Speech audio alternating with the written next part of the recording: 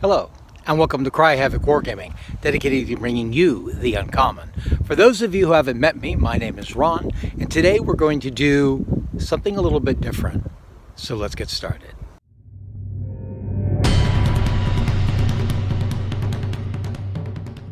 For the last 27 years, I've been living in Williamsburg, Virginia, mostly because of the job that I do.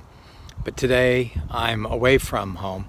I'm on the other side of the country, other side of the continent, in Los Angeles, California. Or more specifically, on the northwest portion of the San Fernando Valley in an area known as Chatsworth. Chatsworth was originally the home of two main tribes of Indians, the Tongva and the Chumash, who lived here for about 9,000 years until the Spanish first began to explore the area in the 18th century. Eventually, this would become part of the San Fernando Mission Rancho, and then, of course, later part of the state of California and an American state.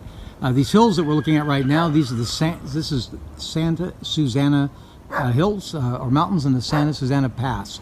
Area was used quite a bit in the Golden Age Westerns to film many movies, and in fact some of this still occurs. Very recently, an episode of The Mandalorian was filmed here in the Chatsworth Hills. So I'm making this video for two reasons today. Partly because, like I say, I am on the other side of the continent. I'm far away from any of my gaming materials. I thought maybe while I was here I could do a discussion of one of the historic sites. I used to volunteer at a military fort, Fort Tejon, not too far from here. There's Camp MacArthur, our Fort MacArthur, one of our coastal defense artillery forts in San Pedro, which I could have visited. There's Drum Barracks, which is the remains of a Civil War fort. All that's really there now is the officers' quarters and a powder magazine. I thought about covering that, but again, that's in San Pedro, all the way over on the other side of the city of Los Angeles, and I'm not sure I'm going to have the opportunity to get out that way. And also for the probable technical issues we're going to be facing today. I didn't bring any of my cameras with me. I don't even have a tripod. I don't have a microphone. We're working entirely from a cell phone here because I'm broadcasting this or recording this today at my mother's home. My mother purchased this place back in 1983, and it's been an ongoing project she's been working on ever since then. She's made numerous improvements to the place. I'm very proud. We were frightened a little bit when we first moved in here back in '83, thinking, what have you bought, Mom? But quite a bit has changed, and she's really improved the thing. And the reason for my visit isn't a pleasant one. My mother has been released from the hospital and is in hospice. I'm here to say goodbye. So I thought I would share with you a little bit about my mom and her legacy, this little place here, and some of the things that she's done that I'm proud of. My mom, because of mistakes she made when she was very young, found herself married at an early age to a man that proved to be irresponsible and a poor choice, my father. In fact, I'm a big portion of why they ended up being married. And very quickly she fixed that, got herself out of that relationship, and married a second gentleman, also not the best of choices, and ended up leaving him. My mom, in the 1960s, pretty much single-handedly, without any support from any of the men involved, raised two children, and as a dog groomer at the time, so on pretty tight wages. She showed a lot of strength, a lot of fortitude, and a great deal of independent spirit and feminism spirit as well. I credit most of what I am, if not everything that I've become, to my mother. My mother started, or early in life became a very successful dog groomer and dog shower.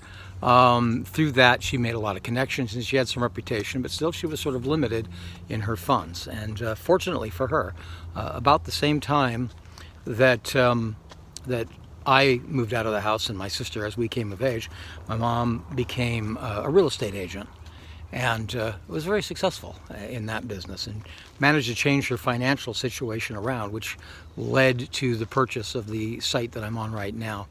She's got a ranch house that was built in the 1970s. You can see the back of it there behind me on the other side of those gardens there. There's also on the what used to be the front of the property, there's a 1930s little cabin. The outside doesn't look much. I'm not going to show you a picture of that because of it, but the interior is a very typical 1930s Western Los Angeles feel. It's almost like being in a little cabin inside there. But she has improved the place a great deal by the way of some of the gardens that you've seen in the background, including all of this.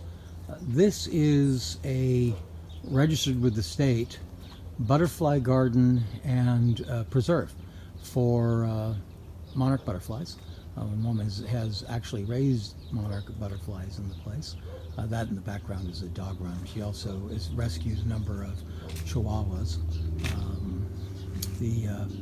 So quite an improvement, a nice little garden back there, real improvement.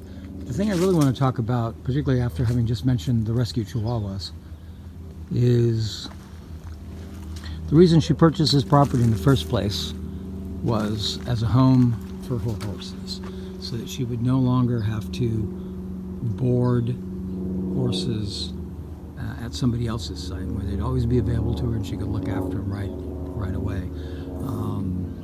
Since my leaving the area, her riding horses had passed on, and she ended up rescuing a number of medical rescue horses. These are horses that their urine was used for medicinal purposes, and they were all going to be put to death.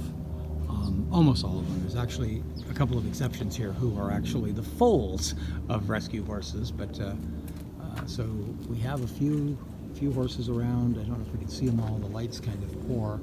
But there's 1, 2, 3, 4, 5, 6, 7 horses on the property right now. I think it is all on this large horse property built around a large property. None of this is large. This isn't even a full acre. So as I mentioned, a big part of why I've done this is for that consistency and for keeping YouTube happy with putting up at least some video once a week. Also, as a slight and humble memorial of my mother, but perhaps more importantly, as a reminder to any of you, anybody who's viewing this video, if you're fortunate that you still have your mothers, stop watching YouTube and go and call your mother. Thanks for watching, and cheers.